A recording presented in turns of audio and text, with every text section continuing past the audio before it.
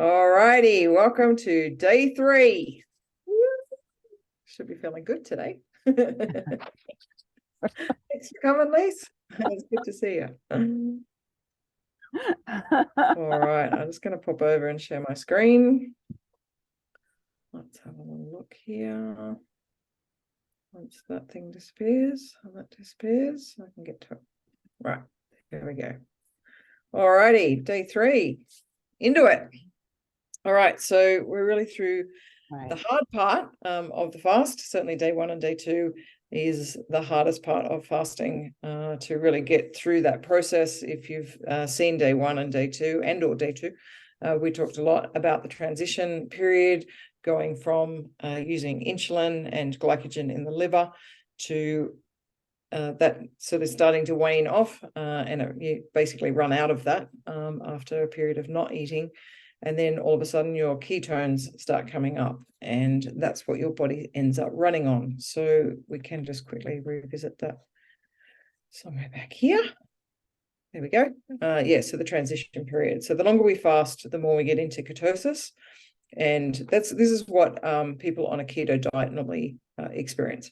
So there's a few of us, or a few of you, and not me, in the group that actually are doing keto diets. And so you would experience this. So you don't have to go through this process that everybody else has to go through when you start fasting. You're automatically there, which is nice. So there's a lot to be said for the keto diet. It's not for me. We've tried it, and I like my carbs and my fruits and veg too much.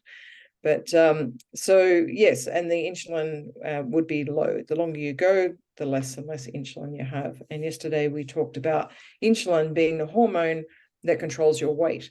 So when insulin drops and your ketones increase, you're in fat burning mode. And that's why people do keto in the first place. They actually eat lots of fat, funnily enough, and they don't eat carbs because carbs actually cause this insulin issue here. And that's where we get insulin resistance and things like that as well. So fasting really is the fastest way, funnily enough, to reduce your insulin levels and therefore lose weight, and also help reduce that insulin resistance that a lot of us have these days. I think I had it before I started fasting quite regularly. So coming into day 3 here now, let's run through what's going on. So we're really moving to stage 4 of the fast now, which is that real rejuvenation period. Your body is totally changed over to ketones. As I said, your body's starting to really thrive on that. It loves running on ketones. Your brain particularly loves running on ketones. So does your heart. So you're going to feel really good. And there's really is some special rejuvenating processes that are starting to happen in the body by day 3. And this, as I said before, in the last couple of days, don't just make it defined that by 72 hours, this is what's happening, or 48 hours, this is what's happening. It really is just dependent on how your body reacts to fasting. And the more you fast, the quicker you get into that process. And so you'll find that this 72-hour period actually comes forward a little bit, maybe into day 2. So you're starting to get a rise in autophagy. And yesterday we looked at that, which is the body starting to replace some of the damaged, old and worn out cells. So this is a really powerful process that the body goes through to really clean out the system. So not only are you detoxing on a fast, you're actually really cleaning out the old cells from your system as well, the ones that don't have any purpose anymore, they're a bit worn out. And we use that protein in other processes in the body that the cells were holding on to. So human growth hormones have really started to increase. We saw that even on day 1, we start to get an increase around that 12-hour mark that human growth hormone comes in and kicks in. So that is preserving the muscle on a fast. So the last thing that the body wants to get rid of is muscle, because it's very essential to our survival. So human growth hormones make sure that we don't do that. And they also do a lot of other things as well, a lot of healing. And then we're going to kick up in stem cells. So stem cells are cells that don't have a purpose right now. So they're brand new cells and they're looking for their mission in life. So by fasting, you're allowing more of those to be really kicked up and to be produced, and they go to wherever they need to go to heal parts of your body. So this is, stem cells are created in labs, oftentimes in hospitals and things like that, to be used for people that have had car accidents and things like that. So your body naturally produces stem cells when you're in a fasting state. Which is awesome. So if you do an intermittent fast of over 18 hours, you'll start to get stem cells being created. So the body's really starting to kick up that healing activity because of the stem cells now coming in, the autophagy, and you're going to notice certain areas of your body starting to reduce in pain as well, which is really fantastic. And that's because, as we saw yesterday, inflammation is really coming down now. So the body is really trying to get rid of the inflammation, and pain is caused by inflammation. So if you've got pains in your body, it's because it's an inflamed area. So we're really starting to see reduced amounts of pain in different areas. And by day 3, your whole immune system is being replaced, which is really quite amazing. So the immune system sits in the gut and it's fully replaced by now. So all those old cells are now fully replaced. And so if you do this often enough and you fast often enough, then you're going to keep getting a stronger and stronger immune system. So hopefully we don't need lots of vaccines and lots of things, tablets and bits and pieces, because we shouldn't be picking up flus and, maybe even viruses and things like that. We should be really getting healthier and healthier in our systems as well with the immune system, because, if you do a 3-day fast, this is why I always advocate a 3-day fast, because your immune system is going to be replaced and we get so much healing by day 3. So day 2 is great, but day 3 is better. So you also experience hormone optimization at this stage as well. And so you can have lots and lots of energy, a lot of mental clarity. People often say that they feel so much clearer in the head, because if you've been a bit foggy in the head at times, and oftentimes that is because the food that we're eating and the amount of food that we're eating, we get that brain fog. So when you're fasting, you just get this, all of a sudden, there's mental clarity like you've never had before, and you'll be highly productive if you're anything like me. This whole course about Freedom Fasters was actually written while I was fasting. So everything that you're seeing in the membership and the videos that I did, I was actually fasting at that time, because I had got to that stage where I was so clear in my head. I knew exactly what I wanted to say and write. So it's great. Like it's a really nice space to be in. So fasting longer than 3 days, you don't have to, but the longer you go, the more that healing kicks up. So the more stem cells are created, the more longevity you start to get. You start to look really a lot younger, because the lines in your face and the blemishes and things like that, your skin is really healing as you're fasting as well. So a lot of those old blemishes and things will start to go, and you just look more healthy. You've really cleaned out your whole system. So if you go long enough and fast often enough, then you literally will have a completely new body, because every cell in your body will have been replaced. So all the old cells will be kicked out and new cells are coming in. So it's fantastic, like really good.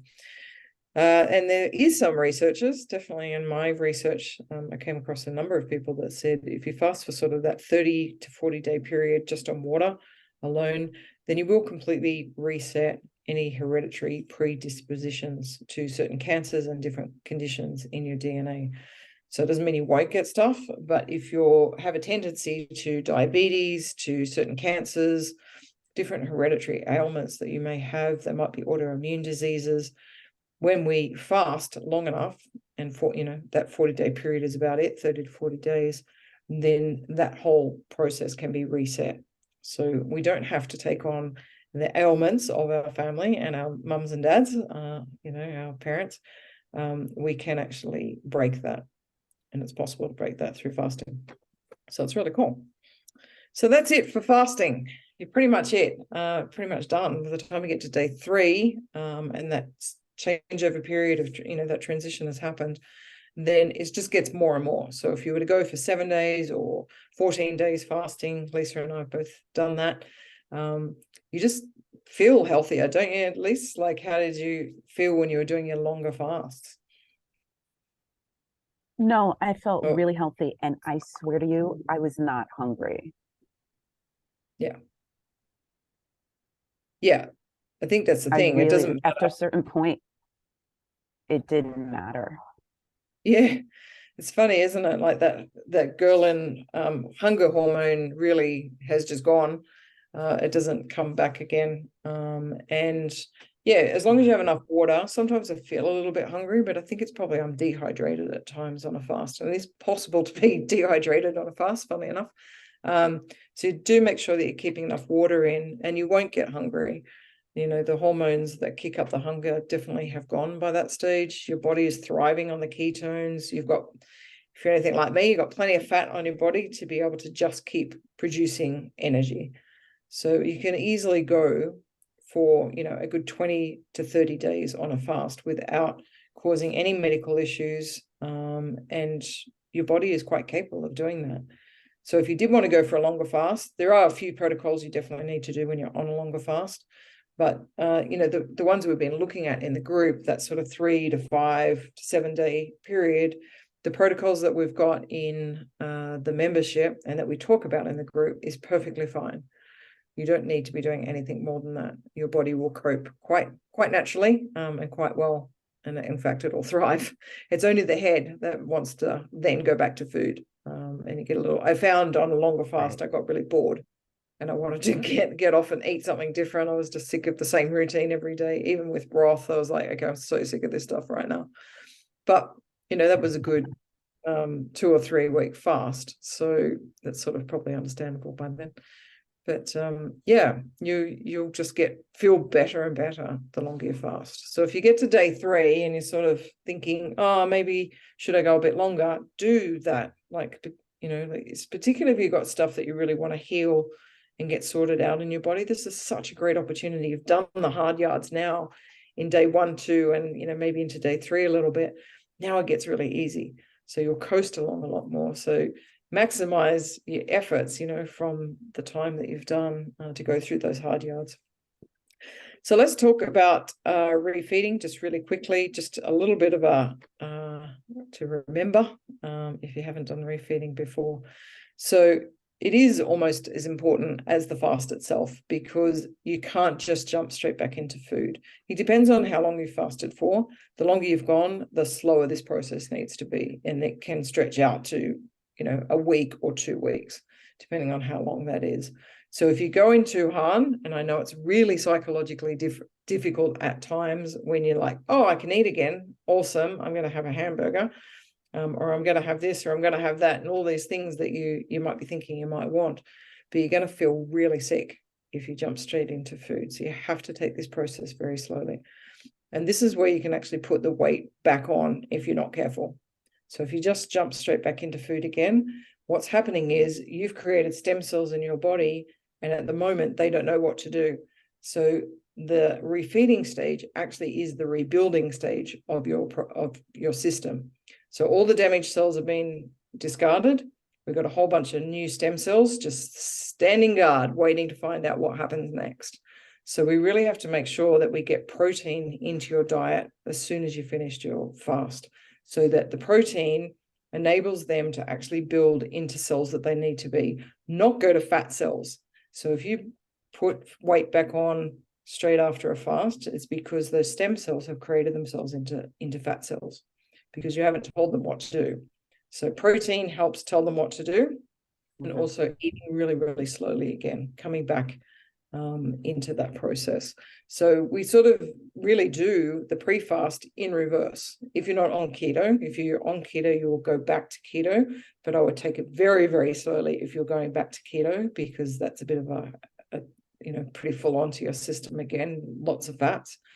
But if you're just eating normally and not doing keto, go back to juices, and then fruits and vegetables, and then harder fruits and vegetables. So soft fruits and vegetables might be smoothies, and then get back to things like salads and stir fries and stuff like that. So just ease out of it so you don't feel, you know, unwell for a start, but also, you know, you really are packing your system with protein again. So vegetables are packed full of protein. So that's a great way to come back into it as well.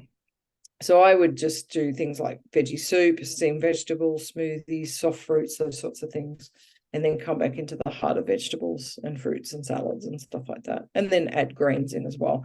You'll know over time how slowly to do this process. And, you know, at times I've fasted for 3 weeks and then really came off this process very slowly. I did it for 2 weeks, and it was about the 2-week mark in refeeding that I went and had a vegan hamburger because I don't eat meat.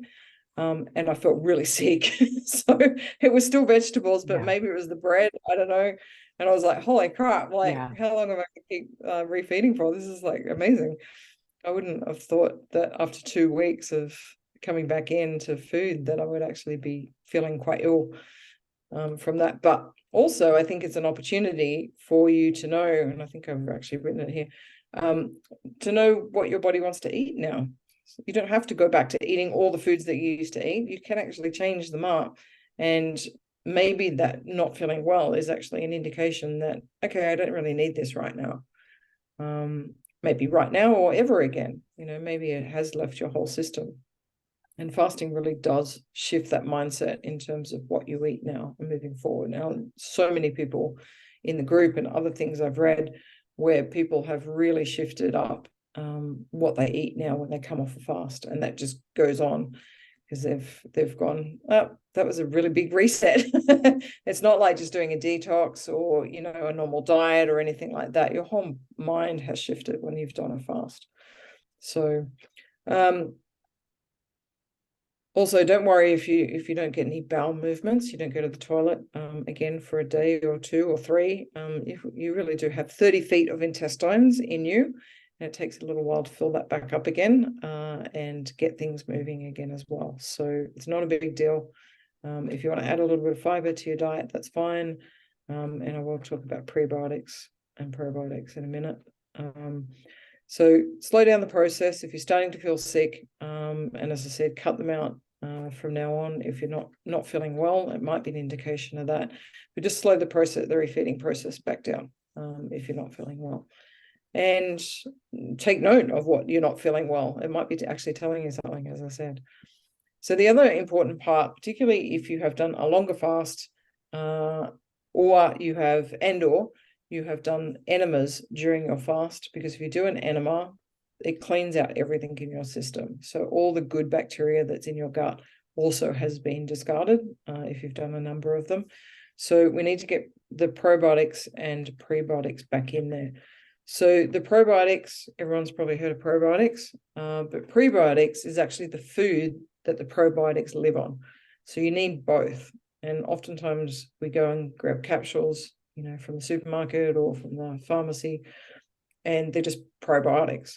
We don't even think about, oh, actually they need to feed so that they stay alive. So you need prebiotics as well. And what most people don't realize is that fruits and vegetables have millions of probiotics and prebiotics actually on the surface of the fruits and vegetables. So if you're washing your fruits and vegetables, then you might not have so many. And this is where maybe as you come off a fast, you might consider going on to organic fruits and vegetables for a little while. So you don't have to wash them. You can just have them, and you're going to get lots of probiotics on the skin. And the fiber inside the fruits and vegetables is the prebiotic that they feed on. So fruits and vegetables are like the best thing you could be having after a fast to really top up those probiotics and prebiotics.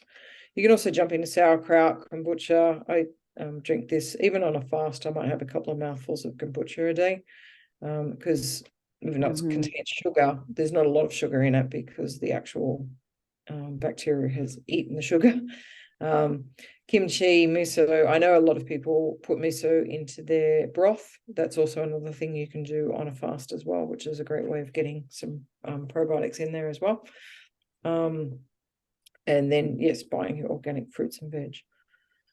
I think we've pretty much covered this. So yeah, maybe staying away from probiotic pills and things like that, the capsules that you can buy, just at least after a fast. Try and get some fruits and vegetables into you. That will be better for you. You'll top up your vitamins and minerals and also get some fiber back into your system as well. So I think fruits and vegetables are a great way to come back off a fast. And if you get a good range of them, you're going to get all the different microbiome in the gut as well. So different fruits and vegetables, whole different types of bacteria. And that's it. That's a wrap in terms of fasting. Yeah, you've done it. I didn't know that miso had probiotics. I'll go get some and put it in my soup. I Yes, love yeah, miso.